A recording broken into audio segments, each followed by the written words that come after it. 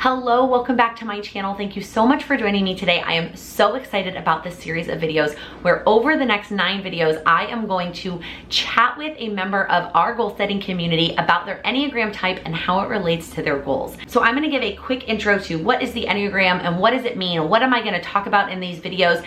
I'm gonna plop this intro in front of each of the videos in case you only click on the one that is your type. But if you are watching more than one of these Enneagram videos, click the timestamp in the description to jump to the chat part of the video. So let's start with what is the Enneagram. The Enneagram is a personality test that breaks people up into 9 distinct personality types. And just like other personality tests, each of us have a little bit of all 9 types in us somehow. But the Enneagram pulls forward which one is your core desire, which one is dominant over the rest, your core desires, your core fears, what really gets you going. And again, just like every other personality test, there is so much information out there, and everything you read, every book, every article is going to give you different information about the different types. And so there might be some things I share that you completely relate to and some things I don't relate to. And then there might be some things in the other type videos that you relate to as well. I also want to make sure you know there is a lot of information related to the Enneagram that we're not going to get into in these videos. There are subtypes, there are wings.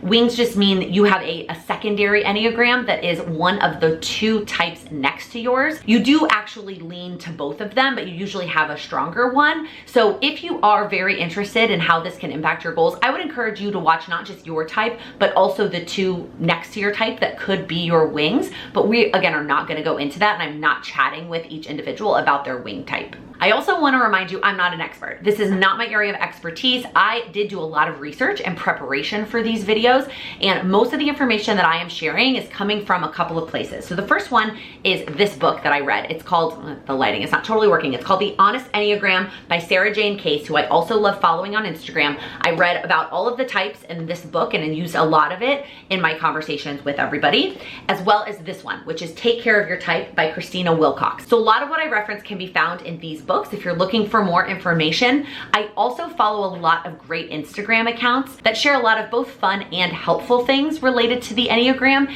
And so over the course of the videos, I will pop up some fun things and you'll see the Instagram handle captioned at the bottom, and I will leave the Instagram accounts linked down below as well. Those are sort of the ongoing places that I get my Enneagram information and just learn a little bit more about myself. So the last thing I want to let you know is as we go through each of the chats, I'm going to be talking about that type as a whole, some of the strengths of that type and how it relates to goals, and then some of the struggles that that type will have and how to overcome that to help you achieve your goals. One of the biggest takeaways in all the research I did for these videos and as it relates to the Enneagram is we're not trying to change ourselves. We're trying to learn how we operate and what drives us and how to utilize that to achieve our goals. And that one of the main reasons why we do struggle to achieve our goals is that we try to do it like everybody else, right? Maybe you watch videos of people on YouTube or follow them on Instagram and you try to achieve your goals in the exact same way that they are, but you're a totally different personality type than them. And there is a quote from one of the books that I don't want to mess up. It says, "One of the biggest mistakes I see my clients make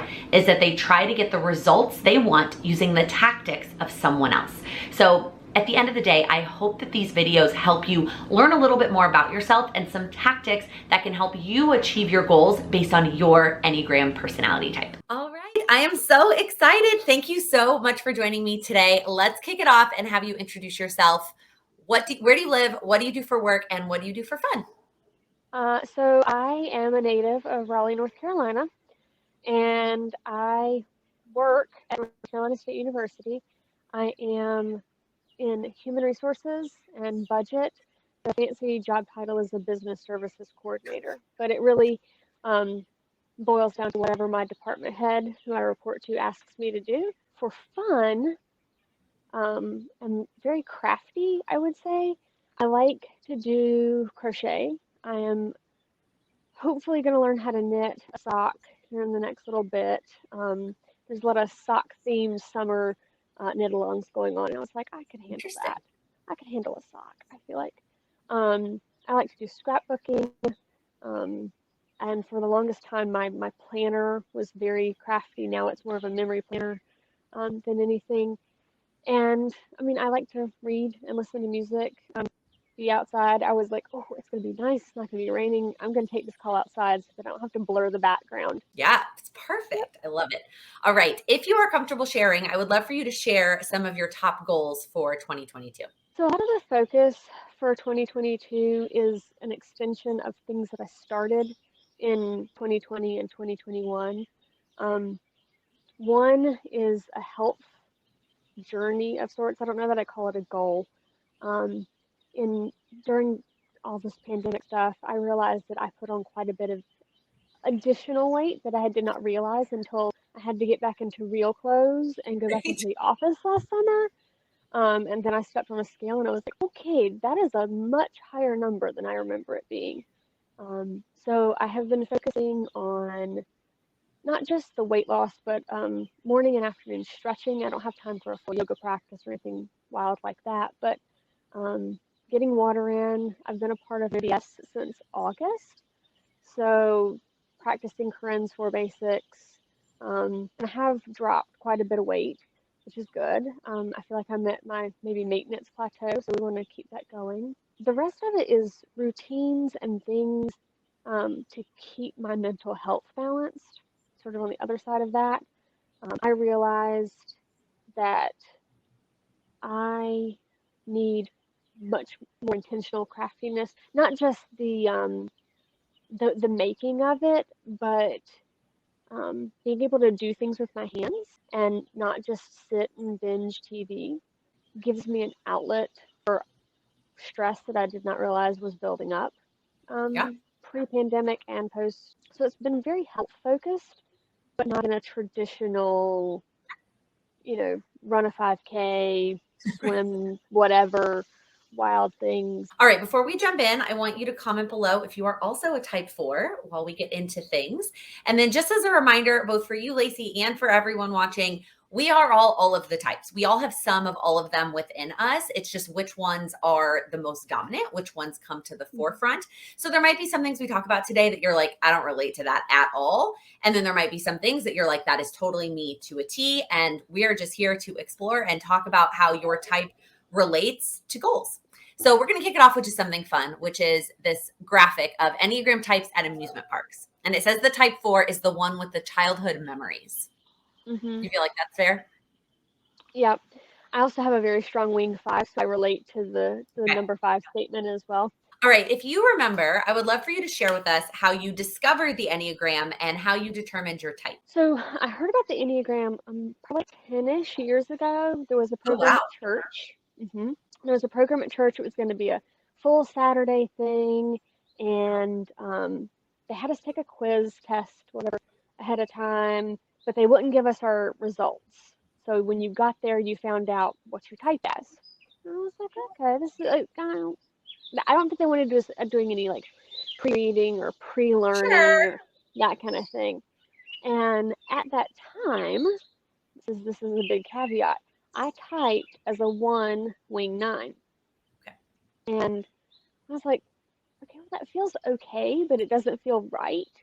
And the lady who was running it was just, she was convinced she knew me. I had done the test. I had typed correctly. There was no talking me out of it. I'm like, okay.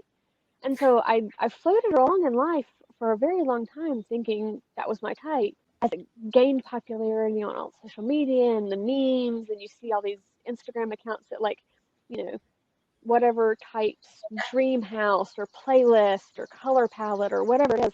I was like, either I'm an odd one Right. or Not a something's one. not right. Right. Something's not right. And so I started reading I was like, okay, I'm going to read about the Enneagram in general. I took some online skill pop training classes about the Enneagram, and I was like, let me take some tests. So I actually paid to take the Enneagram Institute test. And what's funny is I pop as top 3 a 1, a 4, and a 5. I did some narrative Enneagram work where you read statements or paragraphs, and I was like, okay, no, I'm a 4. I just have a really strong wing 5, I think because of my Myers-Briggs type. But then a healthy 4 exhibits tendencies of a 1. Yep. So I mean, it all starts to like It made circle sense. together and make sense. And I realized that, and this is something that I think is very common for 4s to mistype as a handful of the different other ones. Yep. We don't acknowledge our childhood wound of feeling different or feeling too much because we've been told so much that that's wrong and you shouldn't be that. And so, so on top of that being wound, it's been tamped down that that's an okay thing to be. And so once I finally figured out I was a 4 with a wing 5, I was like, okay, that makes a lot more sense. And I've done some specific reading on 4s, and I'm like, oh gosh, I don't know who wrote this, but they're just like, diving right down to the very, bottom of my soul. I love that. I think it's very common for us to be mistyped based on just taking one test. I feel like I've said this on every one of these calls. I feel like you've got to learn about it and read about it and really determine which one you relate to the most. And then it is interesting. We haven't really talked about in any of the calls about when that each type has a type it leans to when it's healthy and strong, and then a type that it leans to when it's being like unhealthy and weak. And so knowing that can really help as well identify which one you are. Okay, so speaking of some of those fun Instagram things, I have a couple of these things each Enneagram type loves, little graphics. So this first one for the type 4 says fresh flowers. As you talked about how much you wanted to sit outside. I love that. Yep. The next one here says nostalgic tunes.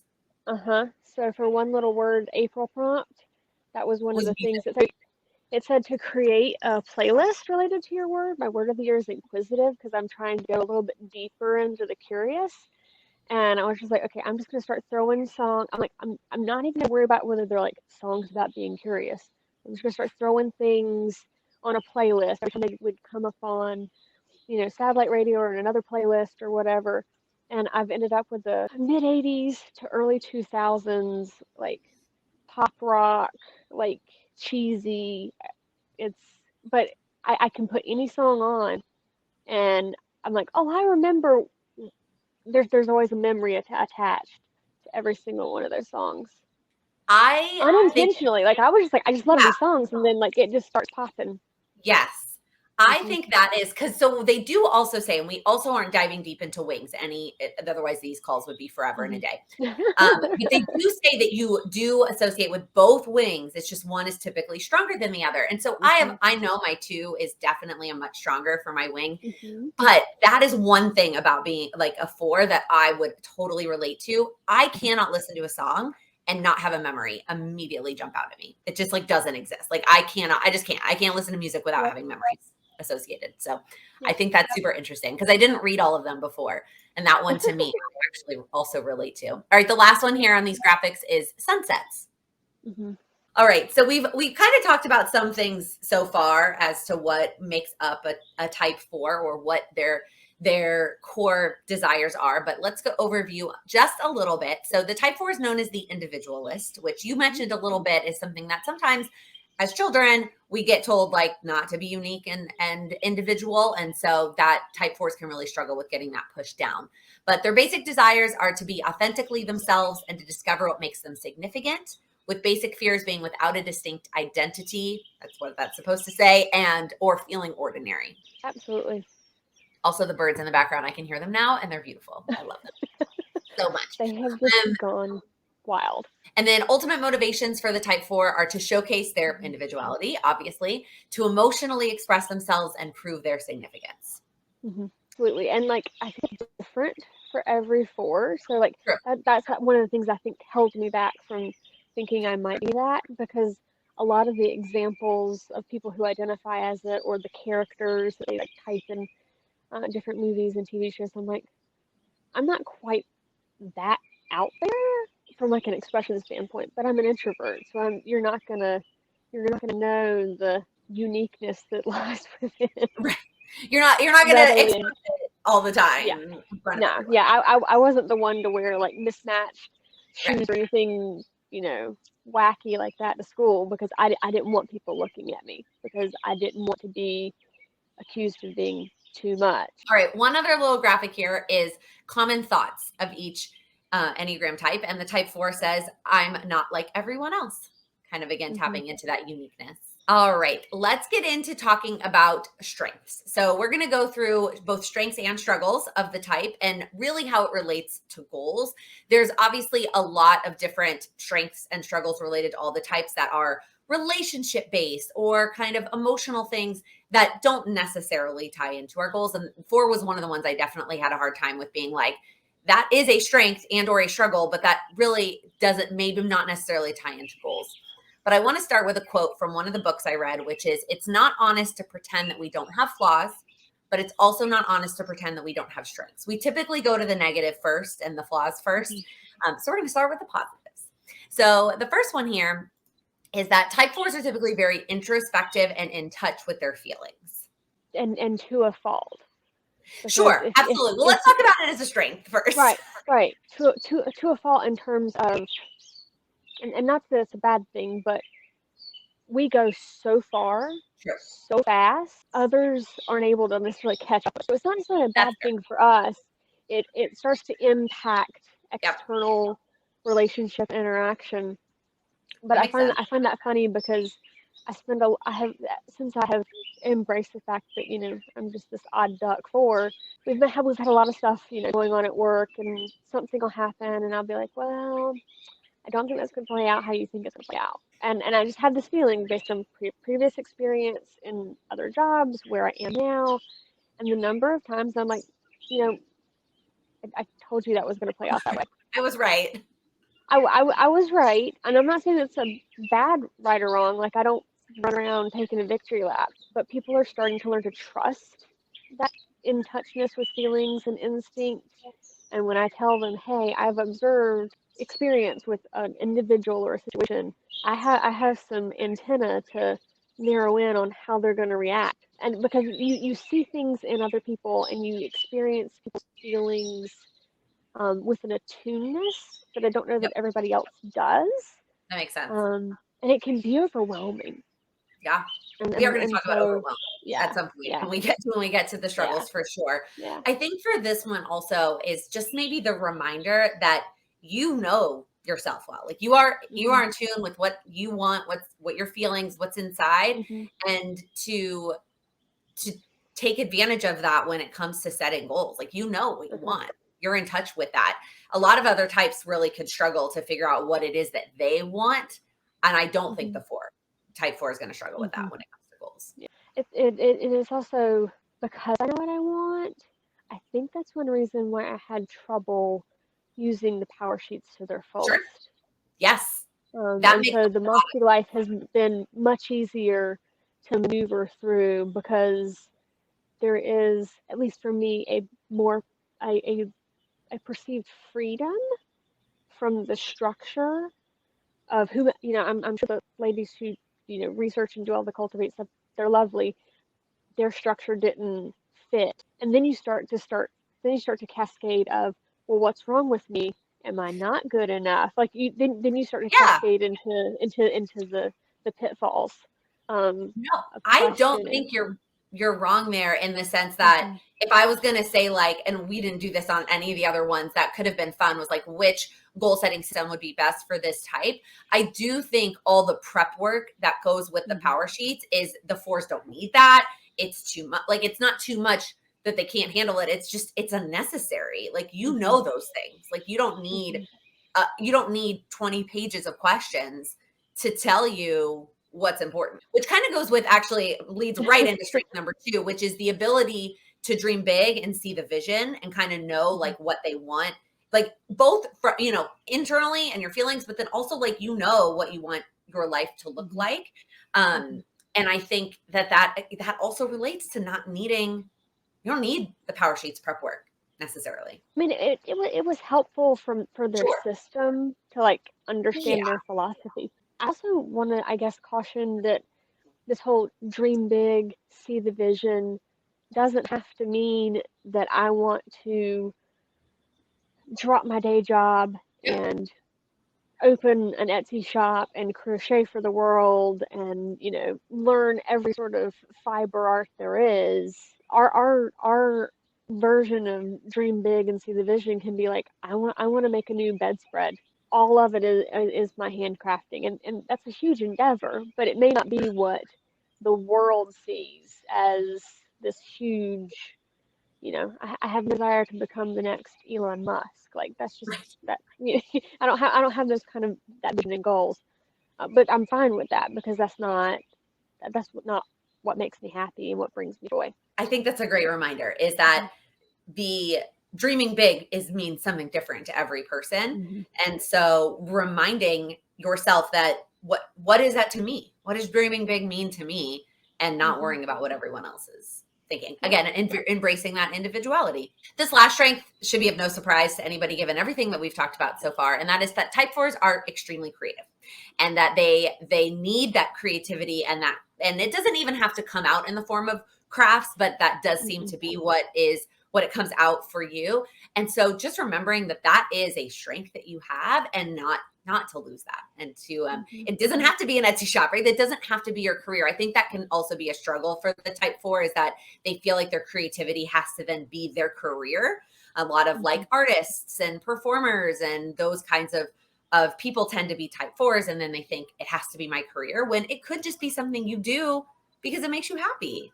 The definition of creative, like you said, doesn't have to be artistic. I can't write to save my life. I have tried journaling and gratitude and all the things, and that just doesn't feel right to me. But I mean, there are people who are, creative because they like to invent things. So you could have a really technical expression of what that looks like. I work with a bunch of engineers, and they're always just like, oh, I'm like, no, y'all are doing really neat things. And I always have to like bring it back into like, that's just super cool. That's a great reminder. If you feel like you identify as a 4, but maybe craftiness or like artistic is not your thing. Now, if you're here, you probably are some kind of paper crafty type person, but you might not be. And that's like, it doesn't mean that you're not a creative of some kind. I love that reminder. Let's move into some of the struggles and how they relate to goals and how we can work through them. I want to start though with a quote that says, "The core goal of using the Enneagram is to grow into your best, most authentic self." We're not trying to change anybody. We're not trying to say that these are struggles we need to fix and change. They're just struggles that, as somebody that's a type 4 might have, and how can we make sure that we can still achieve our goals even with these struggles. So the first one is that type 4s, along with everybody else, but really can get stuck in the comparison trap. It's not wanting to be like, it's knowing that you want to be unique and you are unique and individual, but like also comparing yourself to everybody else. So I feel like a lot of that, and there's a book that I will plug because it's a series that people who watch this may be interested in. But it's an Enneagram devotional that has a churchy Christian bent. I think I read the type 3 one. This is it. I bought it. Oh, no, that's not what mine looks like. Mine was smaller. And it's little. But a big chunk of those 60 days is our deadly sin is envy. Yes. And so it's not even like a comparison. It's I want, X, Y, and Z out of a relationship or something, and I'm not getting it. And then you see it in others, or you see what you want in somebody else. It may not exist in their relationship, but you're perceiving it in their relationship. And I mean, there's a reason why envy is one of the 7 deadly sins, because it's not only a comparison harmful, but it starts to harm your soul, because it starts to eat away at you, and you can fall very quickly down a spiral that it's really hard to pull out of. And I think that's some of what made me realize I was not a type 1, because I would fall into these spirals, and this is not associated necessarily with a 1. Recognizing when I start one of those and pulling back to say, okay, do I need a pity party, which could be a thing, like I may just need to be in my feels for a little bit, but also recognizing that it's never really been productive to fall into that trap. And that's one reason why I've left a lot of Facebook groups. Especially a lot of the goal setting Facebook groups, because everybody puts their perfect tending list or their, perfect compass or whatever it is up there. And I'm just like, I can't handle that, because then I'm like, oh, well, I don't have any stickers. I should get some stickers. And none of my markers match the same colors for the system. And it's little things that just Yeah. start you creeping down that hill. And before you know it, you can just be a puddle on the floor in a very bad place. Right.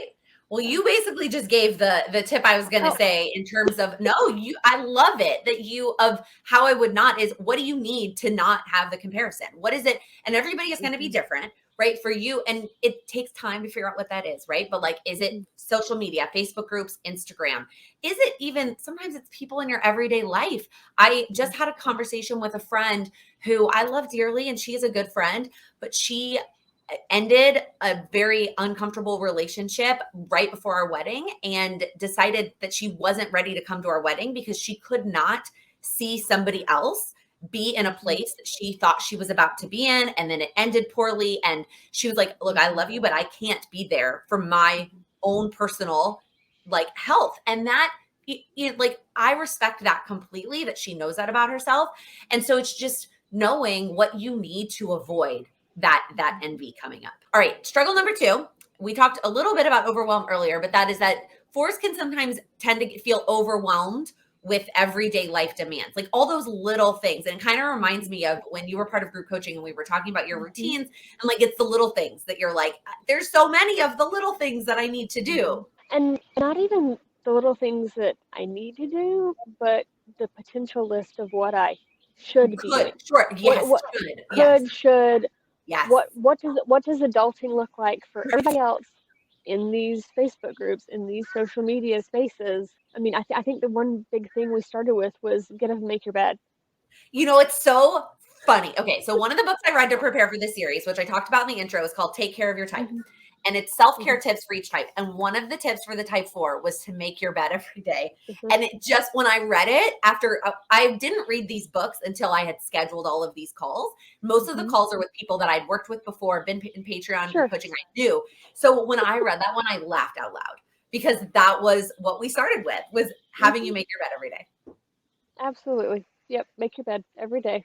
And I did that on vacation. I spent 10 days in England recently. It's not how I would make a bed, but I pulled the sheets duvet cover up, put the pillows at the top. I at least tried to make an effort. Right. Because at some point during the afternoon, I would probably come back, and it just, even in a hotel room, just that one little, tiny task of adulting helped. But yeah, but just little things like that, and like remembering to do other things. And I think that's one reason when I realized things were going really sideways during the early days of the pandemic. I was one of those people who, I'm admitting this on the internet, had tried, did I brush my teeth today? Because I hadn't, I wasn't having to leave my house. Just little habit trackers like that. Did I do this? And so I was like, okay, I need a check box for that, because I couldn't remember. Other things would just go through my head. So very, very, very small things. And then the other idea is to know that there are everyday life demands that aren't just the little thing. I get a question very often. I am childless and child-free by choice, to not be triggered by random people who meet me and they're like, oh, don't you have little ones? Or, whatever it is. There are adulting expectations that come at my age that I either by choice or just not subscribe to. And so not learning that people are just making small talk. They're not trying to like call me out on anything or any of my decisions. I think the thing I had written here was to not feel guilty that these little things are things you want to make habits or get check marks for. I think this is also where a little bit of a wing for me comes out too, because I'm the same way. Like, sometimes those little things just get lost in the rest of my day. And so if I don't have it written down to remind me and a place where I get a check mark for it, like, sometimes it just won't happen. It's not feeling guilty about those little things and having a system to get check marks for those little things and not feeling bad about it. The last one here related to the 4, which we've talked about a little bit, is that sometimes type 4s may struggle to find the positive and kind of immediately go to the negative. Oh, yeah. Oh yeah. Well, and a lot of that has to do with the comparison trap. And it's not that I don't that you don't feel worthy. Is that you have this nagging question, this nagging voice in your head as to are you, this is going to sound really depressing, but worth the space that you're taking up on the planet? Sure. And you know, as you get further along in life, and I'm like, okay, well, I haven't had kids, so I haven't had, you know, and I chose to do that, but Right. just all these milestones Yeah. that either I have missed or have chosen not to do, and then seeing all of your friends Yep. choose their lovely life paths, and they have adorable kids and, you know, wonderful spouses, and, you know, they're living their best life wherever it is.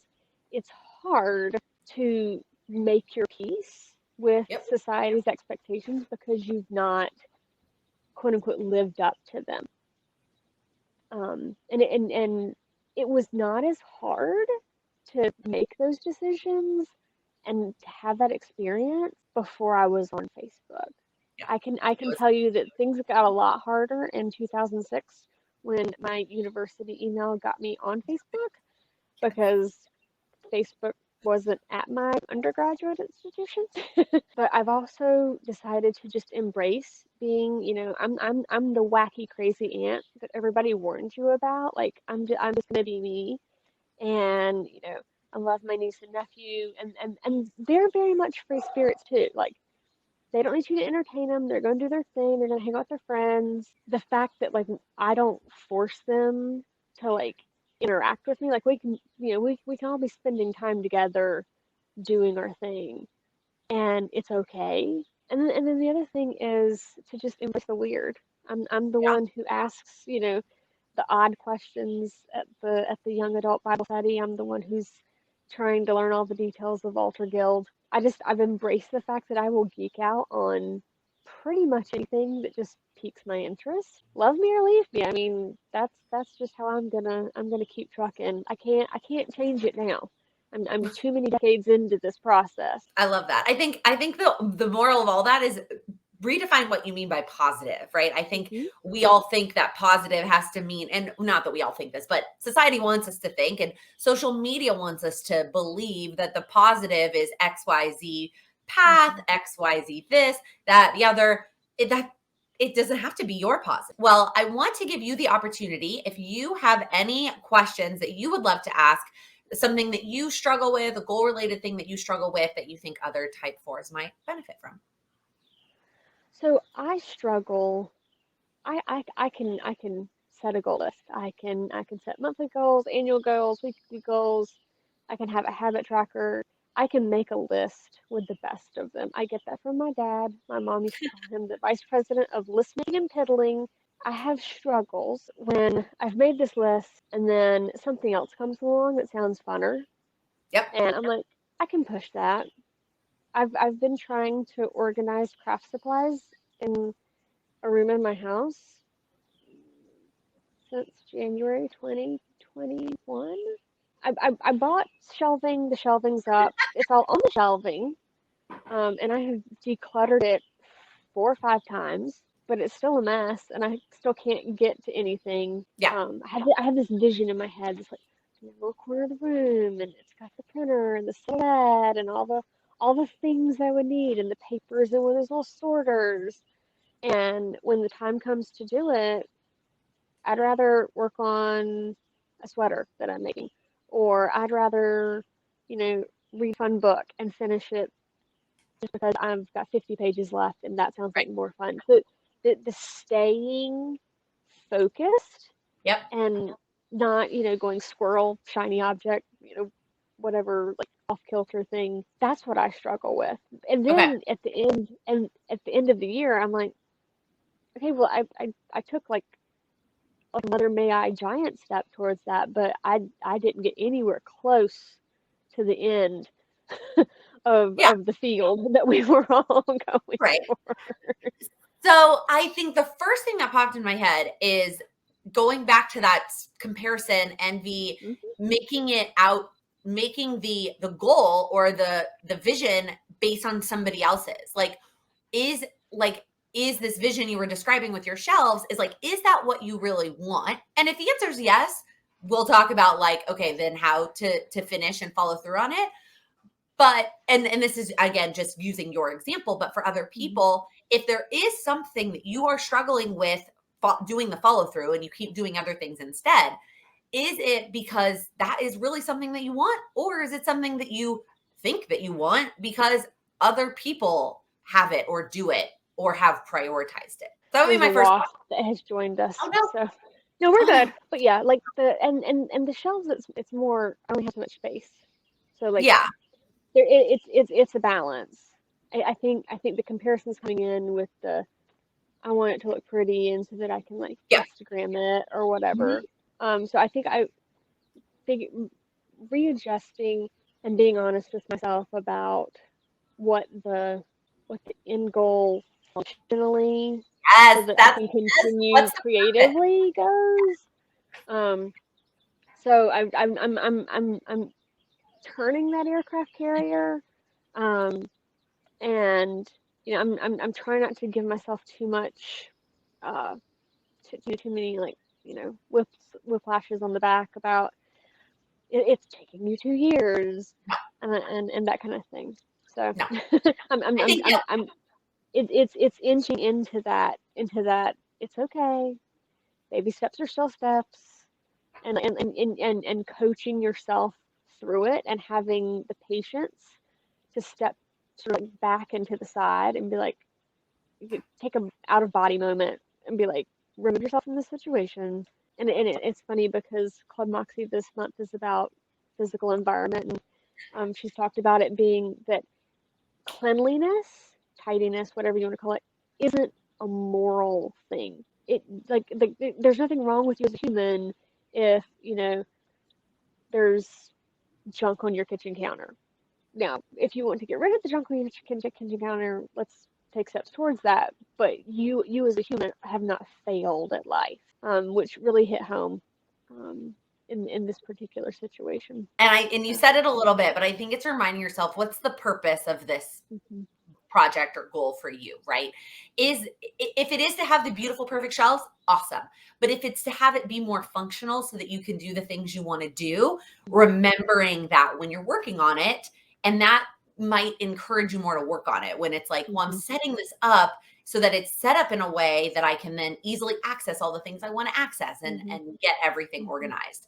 The other thing I was going to add in there was, and I know you talked about the baby steps, is yeah, it doesn't have to be in big leaps, and to reward yourself with those things that are more fun. Now, there are going to be scenarios where the more fun thing is temporary, and you have to decide in that moment, like, am I going to go do that more fun thing that is only right now, or this other thing I had scheduled? That's a different decision. But if the more fun thing is something else that is totally within your control, timing wise, then it's like, okay, I'm going to work on whatever that thing is, the shelves, whatever that thing is, for 10 minutes, and then I get to go read my book, or then I go get mhm, to work on my crochet, right?